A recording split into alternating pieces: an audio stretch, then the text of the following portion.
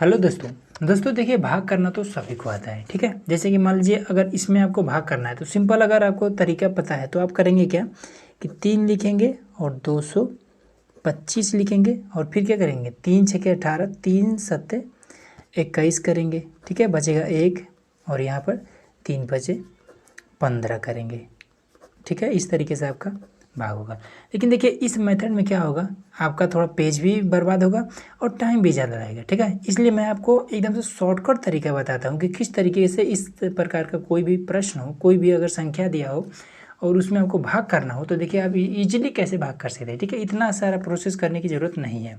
अगर छोटा मोटा है तब ठीक है, अब जैसे लंबा लंबा अगर कोई क्वेश्चन दे तब तो आपको मजबूरी में करना पड़ेगा, लेकिन छोटा मोटा अगर देता है तो उसको आप इस तरीके से कर सकते हैं।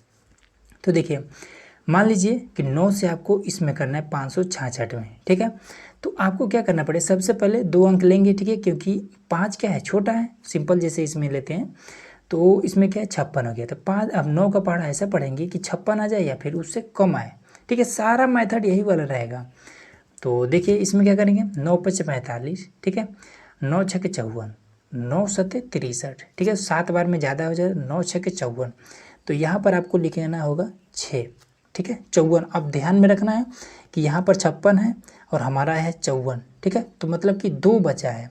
अब उसी 2 को उठा करके और इस 6, ये जो 6 दिख रहा है इस 6 के आगे रखना है। ठीक है, अब लिखना नहीं है, बस हाँ मान लेना कि हाँ 6 के आगे हमने 2 रखा है, 26 हो गया है। 9 का पहाड़ा ऐसा पढ़ना है कि 26 आ जाए या फिर उससे थोड़ा कम आए। तो 9 ते 27, 3 बार में तो 27 आ जा रहा है, ज़्यादा हो जा रहा है। तो 9 दूना 18, यहाँ पर आपका 18। अब हमारे पास कितना था, 26 था और आया कितना 18। तो 18 दो 20, 6 26, मतलब कि 8 बचा।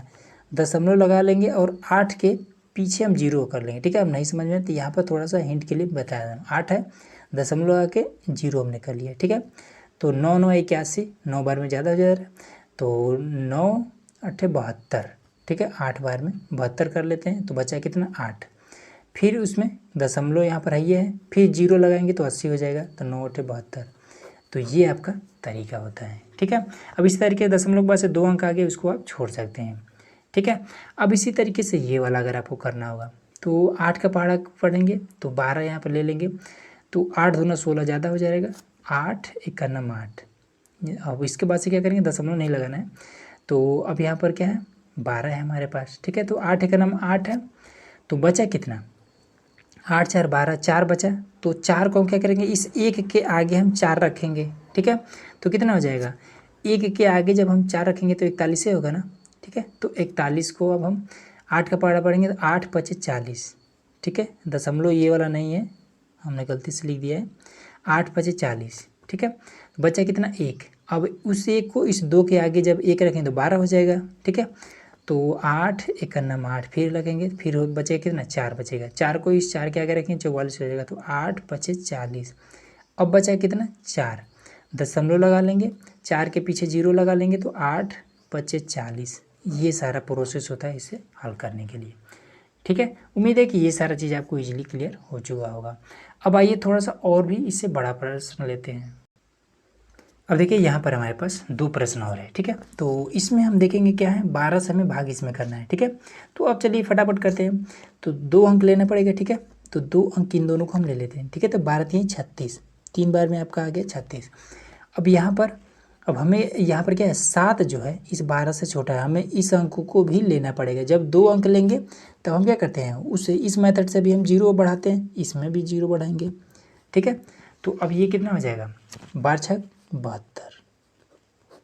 सिंपल आपका आंसर आ गया। ठीक है, जैसे इसको करना है तो इसमें कितना करेंगे, 62 है। ठीक है, क्योंकि 6 तो 15 से छोटा है ना, तो इसलिए 2 अंक लेना पड़ेगा, तो 62 है। तो इसमें क्या करेंगे, तो 15 चौका 60।